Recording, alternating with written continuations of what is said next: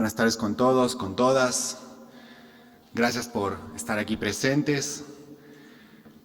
¿Qué ha pasado con 11 años de Constitución?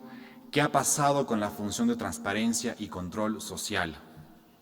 Indudablemente que el principal interés de la creación de la función de transparencia y control social era la creación de políticas integrales y de políticas públicas contra la corrupción. Y yo voy a intentar hacer un balance institucional, jurídico y también desde los reveses que han tenido los derechos constitucionales con respecto a la lucha contra la corrupción en el Ecuador.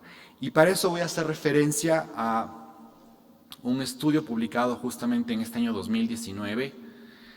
Este estudio publicado en este año 2019, en el mes de febrero, contiene varios de los contenidos que voy a desarrollar en esta oportunidad, así que también es una invitación para que puedan también ustedes revisar, criticar y compartir este estudio que está a la disposición de ustedes, que trata básicamente sobre corrupción e impunidad en el Estado ecuatoriano desde la perspectiva de las políticas públicas anticorrupción.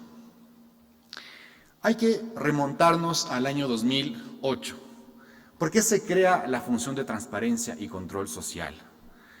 Si revisamos el debate constituyente, la principal motivación para crear una función de transparencia que aglutine a los órganos de control era la necesidad de crear políticas coordinadas, consensuadas y espacios institucionales de diálogo entre la Contraloría, las superintendencias y otros órganos de control que puedan participar en la gestión de las políticas anticorrupción del Estado.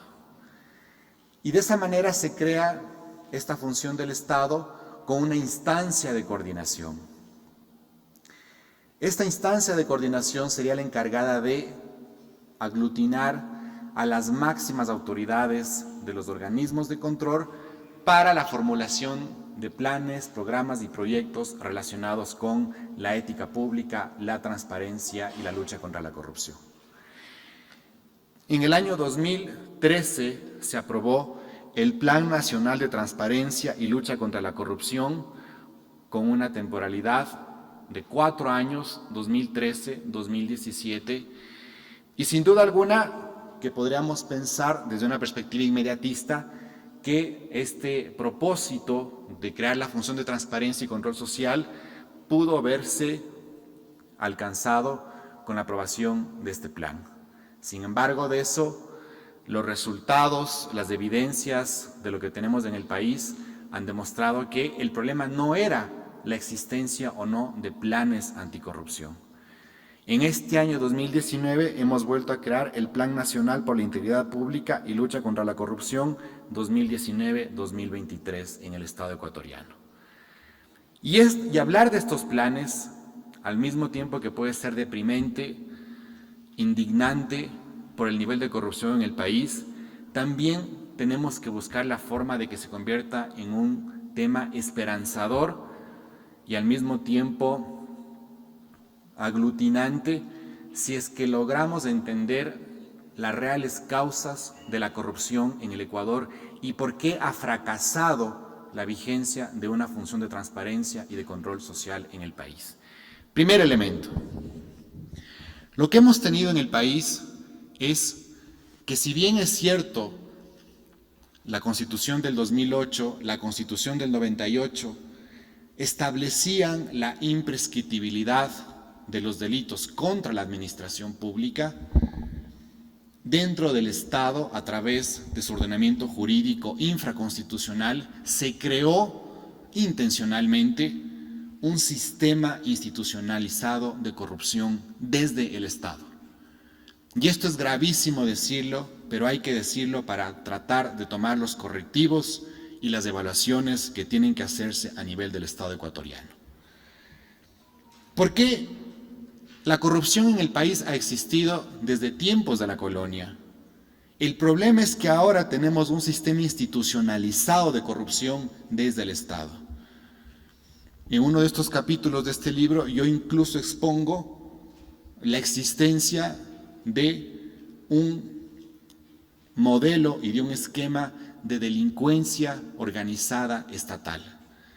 Cuando la Constitución del 98 y 2008 nos dice y nos habla de la imprescriptibilidad de los delitos contra la administración pública, vamos a encontrar después que en el Código Orgánico Integral Penal, artículo 581, inciso número 5, numeral 5, nos dice que para el ejercicio de la acción penal pública de la Fiscalía se requiere los informes previos de determinación de responsabilidades penales de la Contraloría General del Estado. Y en el artículo 71 de la Ley Orgánica de la Contraloría nos establece la caducidad de las acciones de control del máximo organismo de control en el país, la Contraloría, aunque no es del máximo organismo, porque con la función se buscaba equiparar, con la creación de la función se buscaba equiparar que todos tengan el mismo rol jerárquico, porque la Contraloría se creía el máximo organismo de control, y por eso en la Constitución del 98 vamos a encontrar esta definición. Entonces, con la creación de la función se buscaba que los órganos de control encuentren un nivel jerárquico similar, homogéneo, para el combate a la corrupción. Pero volvamos al tema que estaba anunciando. Entonces vamos a encontrar después que en el artículo 71 de la Ley Orgánica de la Contraloría se establece justamente que la acción de control caduca en el tiempo de 7 años. Entonces vean ustedes cómo desde el aparato estatal se van creando una serie de trampas en el ordenamiento infraconstitucional para justamente no permitir que aquella disposición de la Constitución que declara la imprescriptibilidad de aquellas conductas relacionadas con delitos como peculado y enriquecimiento ilícito puedan ser investigadas y que puedan ser sancionadas posteriormente sin que puedan ser prescribidas. Entonces vean ustedes, desde el artículo 71 nos dice que la acción de control caduce en 7 años. De esta manera, la Fiscalía se volvía en un órgano dependiente del trabajo de la Contraloría con la determinación de informes con IRPs, siendo la titular de la acción penal pública, y al mismo tiempo la Corte Nacional de Justicia tampoco podía llamar a juicio ni tampoco podría actuar libremente, porque la Fiscalía no podría iniciar acciones penales por la vigencia del artículo 581 del Código Orgánico Integral Penal, numeral 5, y al mismo tiempo la Contraloría tenía este candado de que en 7 años caducaba su acción de control. Entonces vean ustedes cómo la creación de una función de transparencia y control social no era el instrumento ni tampoco ha sido la herramienta para combatir la corrupción. Primer elemento importantísimo para identificar cómo desde el Estado se ha construido un sistema institucionalizado de corrupción. Segundo elemento, en el año 2008, con la aprobación de la Ley Orgánica del Sistema Nacional de Contratación Pública, gracias. Les decía entonces que en el año 2008, con la aprobación de la Ley Orgánica del Sistema Nacional de Contratación Pública, se suprime la presentación de los informes vinculantes previos de 2 organismos de control como son la Procuraduría General del Estado y la Contraloría General del Estado, para la autorización y la ejecución de procesos contractuales en obras, bienes y servicios. Vean ustedes cómo se logró mermar la capacidad institucional de los 2 órganos de control desde el año 2008 para la ejecución de contratos del Estado. A continuación, como si eso hubiera sido poco, mermar la capacidad de control en los contratos públicos. En el año 2015 se aprueba la enmienda constitucional para debilitar aún más las capacidades de la Contraloría, para que no pueda ejecutar procesos de control en el cumplimiento de objetivos y de competencias institucionales. Si bien es cierto que después, en el año 2018, la Corte Constitucional, a días de prácticamente dejar sus funciones, declaró la inconstitucionalidad de esas enmiendas, 3 años más, desde el 2008 al 2015, los organismos de control estuvieron mermadas en sus capacidades de control en asuntos como los contratos públicos y adicionalmente después en la integración de procesos de control administrativo y de procesos penales. A continuación, o mejor dicho, antes de eso, en el año 2014, con la aprobación del Código Orgánico Integral Penal, se logra eliminar el delito de peculado menor y se logra incluir el delito de tráfico de influencias. Este delito de peculado menor, que ya no lo encontramos en el Código Orgánico Integral Penal, es uno de los elementos importantísimos que permitiría actualmente juzgar tantos actos de corrupción en contratos públicos que los peritos en la Fiscalía se encuentran analizando y se encuentran investigando, pero por la inexistencia ahora del delito de peculado menor no pueden encontrar suficientes elementos de vinculación con responsabilidades penales. Fíjense ustedes que también hay que señalarlo los auditores de la Contraloría al momento de hacer exámenes especiales relacionados a procesos de control. Para ellos entran en un proceso de negociación, de acuerdo con los responsables de la ejecución de los contratos públicos, y es mucho más fácil establecer únicamente responsabilidades administrativas, porque después estas pueden ser desvanecidas, estas pueden ser evidentemente impugnadas en vía administrativa, y de esa manera se evitan la vinculación de IRPs, porque lo que señalan es justamente la existencia de únicamente inobservancias a la norma de contratación pública, y de esa manera también los mismos peritos que después investigan en la Fiscalía no pueden determinar la existencia de perjuicios al Estado por eliminación del delito de peculado menor. Y obviamente tampoco van ellos a identificar la existencia de delito de tráfico de influencias. Entonces vean ustedes cómo con la reforma del COIP en el 2014, las enmiendas constitucionales en el 2015, la aprobación de la Ley Orgánica del Sistema de Contratación Pública en el 2008, se fraguó directamente un sistema institucionalizado de corrupción que fue consolidándose a través de la misma Ley de Contratación Pública en el 2008, después las reformas a la Ley de Contratación Pública en el 2013 con la inclusión de elementos como el giro específico del negocio que permite el desarrollo de contratos públicos en las empresas públicas del Estado para evadir los controles, para evadir los diferentes mecanismos que tiene el Estado para hacer un seguimiento de los recursos públicos. Como si todo esto fuera poco, la misma Ley de Contratación Pública desde el 2008 y después las sucesivas reformas en el 2013 han permitido la creación también de regímenes especiales de contratación para evadir y para totalmente esconder las formas de corrupción en que se ha manejado la administración pública. Entonces, no es un problema de la existencia o no de la función de transparencia y control social, sino también cómo desde el mismo Estado se han creado todo un andamiaje institucional e infraconstitucional a través del Código Orgánico Integral Penal, la Ley de Contratación Pública, las enmiendas constitucionales que han permitido justamente consolidar un estado de impunidad en el Ecuador. ¿Quiénes nombran a los directores y auditores en las instituciones públicas? El Contralor General del Estado. ¿Quién nombra al Contralor General del Estado? Un órgano llamado Consejo de Participación Ciudadana.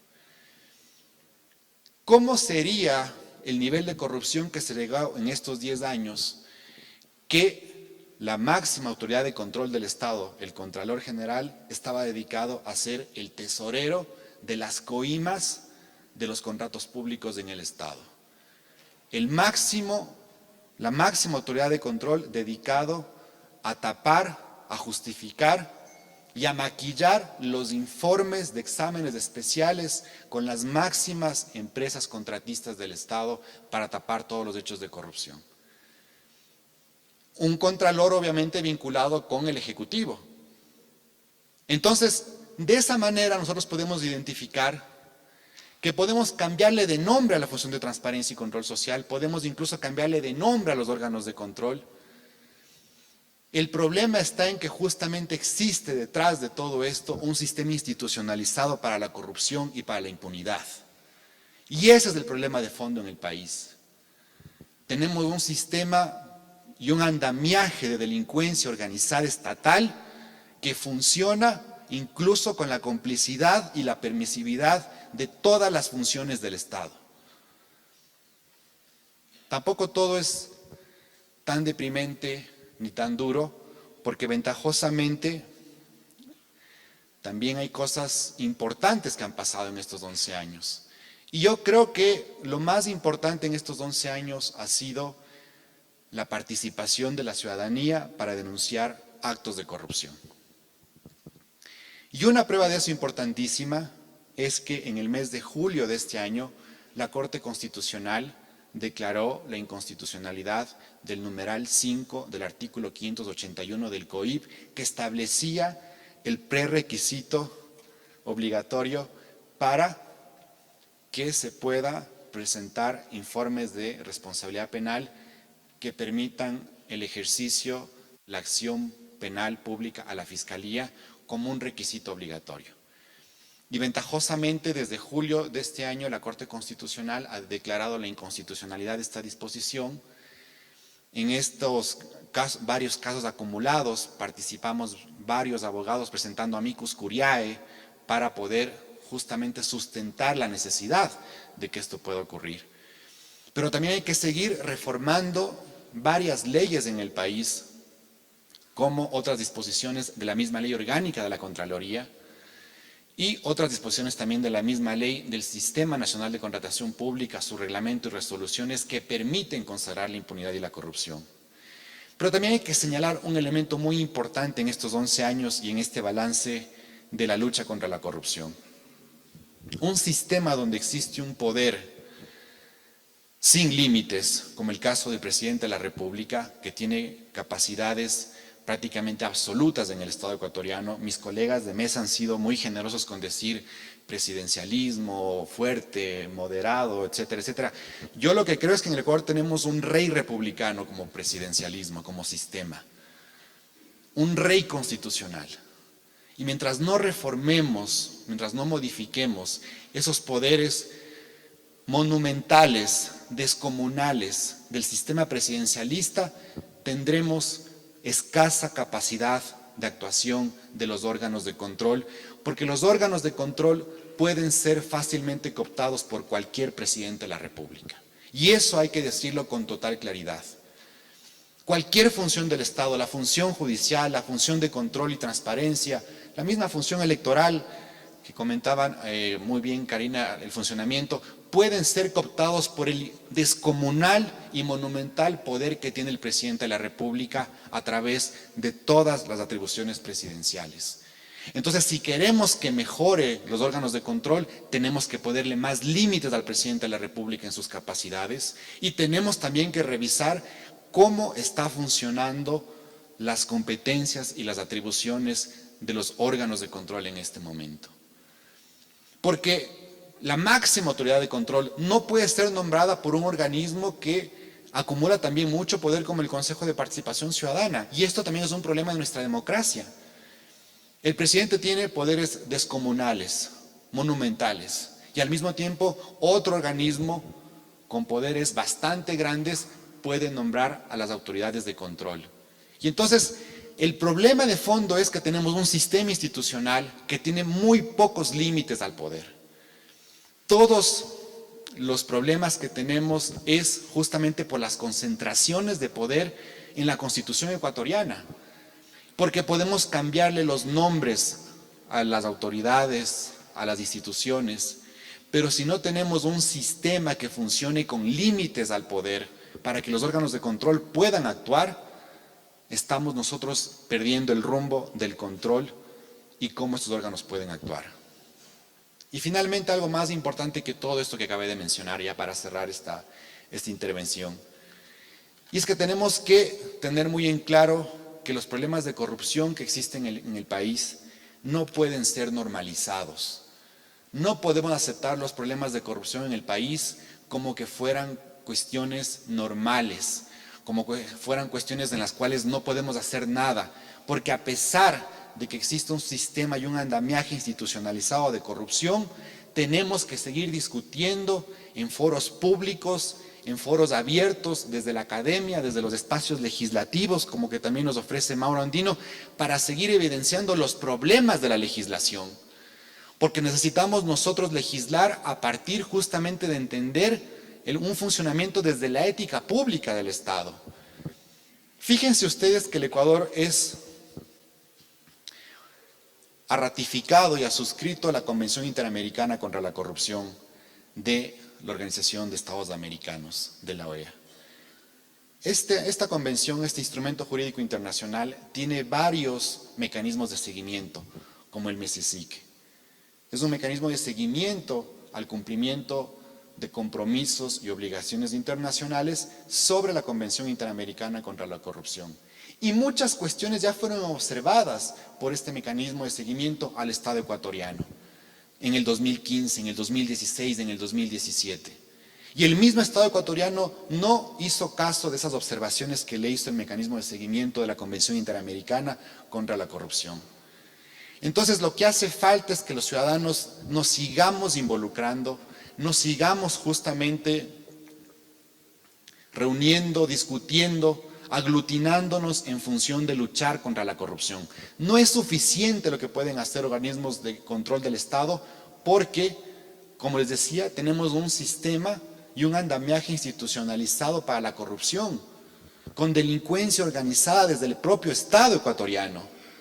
Y eso es lo que tenemos nosotros que evidenciar desde la legislación, desde las competencias, desde la forma como hacen los controles públicos a los contratos estatales. Y eso depende de que los ciudadanos nos sigamos concientizando y asumiendo este reto por realmente hacer que la Constitución más bien nos sirva desde sus propósitos más democráticos y más dignos y ciudadanos. Muchas gracias por su atención.